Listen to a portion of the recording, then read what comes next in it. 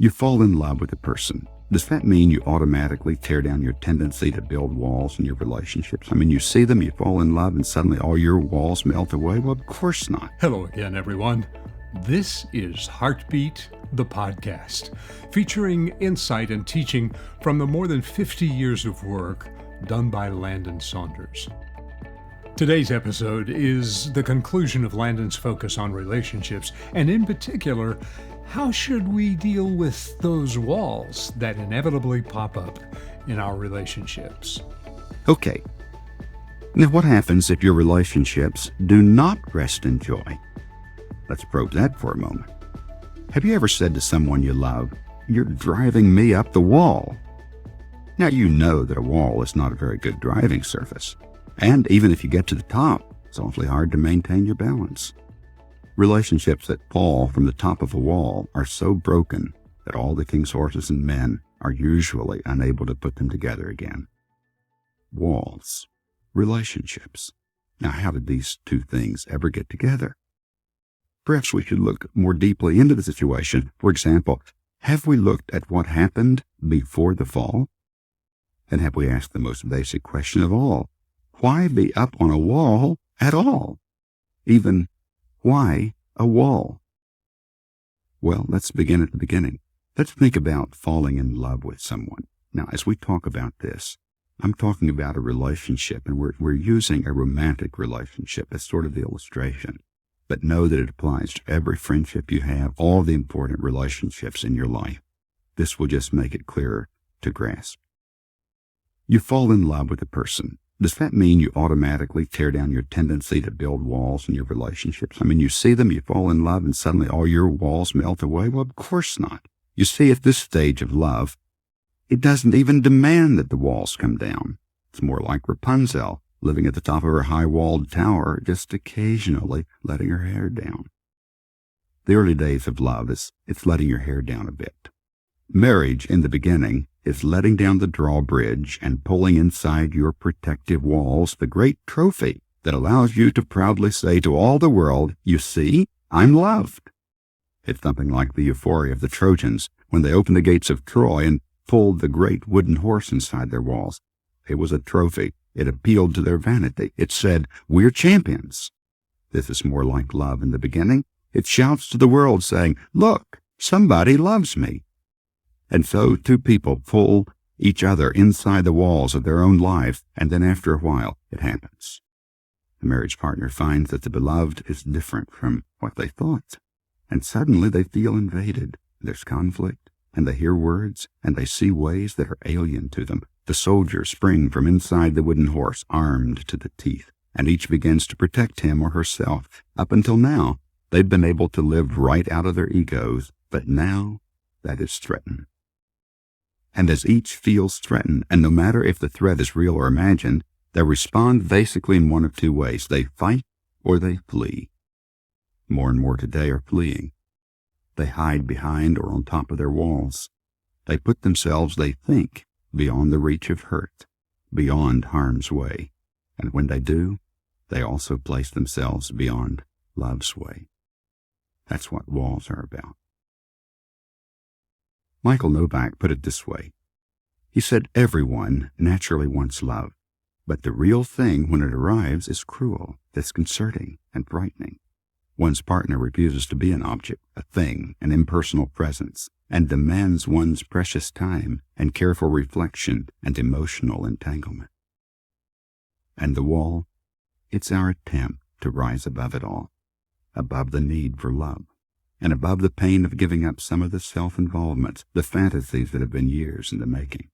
And so there's a great struggle, not to come down from one's own wall, but, and this is an odd thing, to tear down the other's wall, or make them feel guilty for having their wall. Every attempt is made to knock the other off his or her wall. No one thinks of him or herself. No one thinks of our own wall. We only think of the walls in the other's life, and we try to destroy that wall or the person on it. It's king on the mountain, queen on the mountain time. The battering rams, the siege works are built up year after year. And this war is usually not one of passion. It's basically a cold war, a war of nerves, a war of indifference. And every day of indifference, of non-communication, is another brick in the wall that separates another day, another duller relationship. This kind of power struggle deprives a relationship of one of its greatest benefits, a benefit described by Cyril Connolly as a duologue, a kind of ongoing, permanent conversation that lasts until death breaks the record. It's a marvelous idea, isn't it? A permanent conversation. One that includes all the passages of your life. One that includes your fears, your hopes, your dreams, your tears, and your laughter. To be able to talk with another person as we grow and as we change, and as we're afraid, and as we're disappointed, and as we fail, to be with someone that stays with us and that listens, a duologue. How can you get this? Well, you may not get it to the degree you want it, or even need it. That's why I began with asking whether you're fun to be with, because there's nothing I've just said that should interfere with your being fun to be with. If you do not have the kind of duologue that you really want, that doesn't mean you don't have to be, that you're not fun to be with. In fact, the worse the relationship, the more fun you'd better be. If you don't, mercy, you'll be miserable. Do you see how much there is behind this wall imagery? Is this basically true in your experience? Maybe at first there were no white flags, were there? You drive each other up your respective walls, and when you're approached, you're quick to anger, quick to speak, quick to wrath. It's you against your partner turned opponent. You feel betrayed, and we basically go off to find a place for the relationship to die. I remember an old Tarzan movie about the elephant's graveyard, and the old elephants found their way to this special secret place to die. In a way, that's what happens in a relationship, except most don't go off and die. They stay right in the house together and die. He's dead in his lazy boy lounger, and she's dead on her feet. And occasionally they look at each other with looks that, if they weren't already dead, would kill. And this is part of the silent treatment, which is not meditation therapy. We're talking sounds of silence, Paul Simon style, where silence like a cancer grows. And when the silence is broken beyond what's for dinner or anything on TV, then every question is taken to be a grappling hook that digs into our own defense. But to say the least, it's all very uncreative. Resentment is a very ugly thing, and it usually makes the situation worse. Landon will be back in just a moment. But as always, we want to remind you that there are additional materials available for you from Landon Saunders, and you can access them simply by visiting the website. thisisheartbeat.com. There's never any obligation. We respect your privacy, and we hope you'll visit soon. thisisheartbeat.com. Now, let's get back to Landon. In such a relationship, it's easy for both to become victims or martyrs of the relationship game. So each goes daily to worship at the wall of the history of their hurts, the wailing wall of everything the other's done wrong or is failing to do, and we wail. And that wailing wall becomes a monument to our loneliness, because all too soon you cease to think about the other person, except as a source for your misery.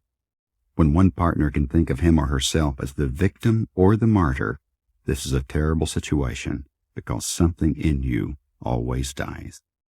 And you look up, and you see the writing on the wall, and it says just what the writing on the wall in the book of Daniel said, "Mene, mene, tekel upharsin, you have been weighed and found wanting." And doesn't that make you mad? Just a few days ago you were singing, "Dear Lord, it's hard to be humble when you're perfect in every way." And then all of a sudden, here's the person you trusted most that has so rudely pointed out to you that you're not perfect. And you thought in marriage the two became one. And they do, of course. But the question is, which one? You see, each struggles and tries to make the other over in his or her own image.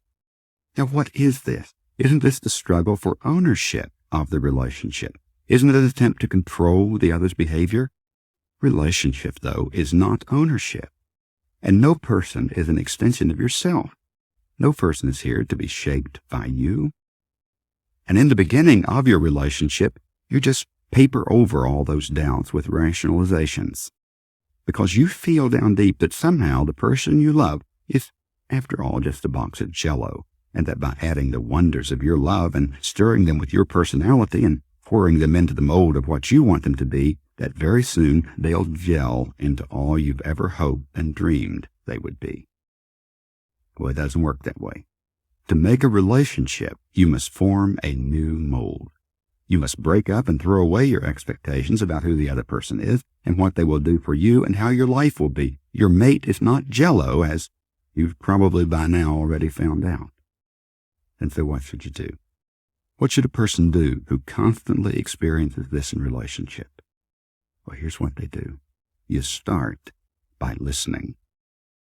Someone said, from listening comes understanding. From speaking comes repentance. To understand is to forgive. But understanding is built up over a period of time. It's not a ladder that you build to climb up another's wall. No, it's a process of listening and understanding the other person, a process of revealing yourself. You let them see you climb down from your wall, rung by rung. And it helps to realize that so many personality conflicts are really conflicts with the self. We fail to realize that the other person is not doing this or that against you. They're doing it for themselves. If I'm having trouble with you, the chances are I'm having trouble with myself. But if you don't understand this and you react harshly, you'll only confirm my belief that you're the problem. On the other hand, if instead of reacting you listen, you absorb, you understand that my real problem isn't with you, then I'll have a chance, a climate, an environment in which to work things out. You see, you have to want the best for the person you're in relationship with, because if their life isn't satisfying, then they won't be able to have a satisfying life with you. And so sometimes when deep problems arise in relationship, it's just a sign that your life needs more nourishment. It might be that, as Spencer Johnson suggested, when someone comes to you and they're mistreating you, you might look at them and say, hey, you better find some nourishment for your life. Because you see, if you can get them nourished better and get them feeling better about themselves, they won't be so obnoxious. They'll treat you better. And so instead of throwing the skillet, why not say, hey, you need some time to nourish yourself. And before I forget it, let's not lose sight of realism. If you're in a difficult relationship, yes, of course, sometimes you're going to have to protect yourself a little. You might even want to slip behind a wall to regroup, to dream, or renew. And you'll use some silence.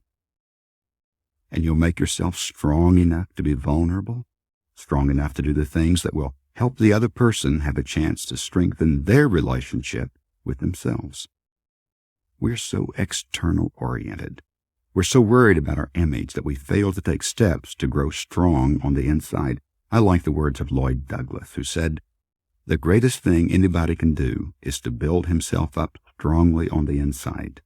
The trouble with most people is that they don't think enough of the value of their own inner selves. If they do something courageous, they want credit for it. They want to be flattered. They want to tell others. And you see, the real value of it to themselves is gone. They've collected all their pay for it in their families' ohs and ahs. They get all their reward from the outside instead of privately storing it up on the inside. Isn't that a great statement? Now let me give you a slightly different image to work with for a moment. It really says the same thing that we've been talking about. Think of the difference between lobsters and human beings. Now lobsters are hard on the outside and soft on the inside, and they have claws designed for cutting and crushing, and they have powerful tails for running away. Sounds a bit like humans in relationship, doesn't it? But on the other hand, human beings are just the opposite. They're soft on the outside because they're for touching and relating. And they have hard bones on the inside that keeps them stable. Now, when we resort to our wall strategies, we're more like lobsters. We try to make ourselves hard on the outside. But when we do, we must remember that we've made ourselves weak on the inside. We're like jelly. So when a marriage of walls breaks down, the people are in a very poor situation. We are made to be strong on the inside. Otherwise, we'll share our lives only on our own terms. We can't stand not to be in sole control. We can't stand to hear a different version of reality. We don't like the picture the mirror of our partner reflects back to us. And so we run away. We flee. And the irony is, when you first begin to run, you always think that someone's going to come after you. But when you have two people who are fleers, you have the terrible situation of hide and seek, where they both hide, and nobody comes to look for them. Once there were 3 men, 2 of them wise, 1 foolish. They were in a dungeon that was black as night, and every day food and eating utensils were lowered down to them. The darkness and the misery of the imprisonment had deprived the fool of his last bit of sense, so that he no longer knew how to use the utensils he could not see. And one of his companions showed him, but the next day he had forgotten again, and so his wise companion had to teach him continually, day after day. Meanwhile, the 3rd prisoner sat in silence, didn't bother about the fool. Once, the 2nd prisoner asked him why he never offered his help. "Well, look," he said, "you take infinite trouble, and yet you never reach the goal, because every day destroys your work. But I sit here and try to think of how I can manage to bore a hole in the wall so that the light and sun can enter, and all 3 of us can see everything." There are 2 matters of wisdom here. One is not giving up on the training. You keep working. You keep looking for techniques. You keep hoping that there's going to be a breakthrough. But that's not enough. You need more than techniques. And what you need at this point is joy. Joy is the breakthrough. It's the hole in the wall that lets in the light so we can see and grow again. It's so hard to work in the dark behind our walls. Bust through that wall with a little bit of joy. Thanks for joining us for today's episode of This is Heartbeat, the podcast. And a favor, if you appreciated today's content, we'd like to ask you to rate and review the podcast wherever you get your material. It really helps with the algorithm as other people are seeking this kind of information. And also, we'd like to remind you that there are additional materials available from Landon Saunders. You can access them by simply visiting the website thisisheartbeat.com. And until next time, thanks again for joining us. This is Heartbeat, the podcast.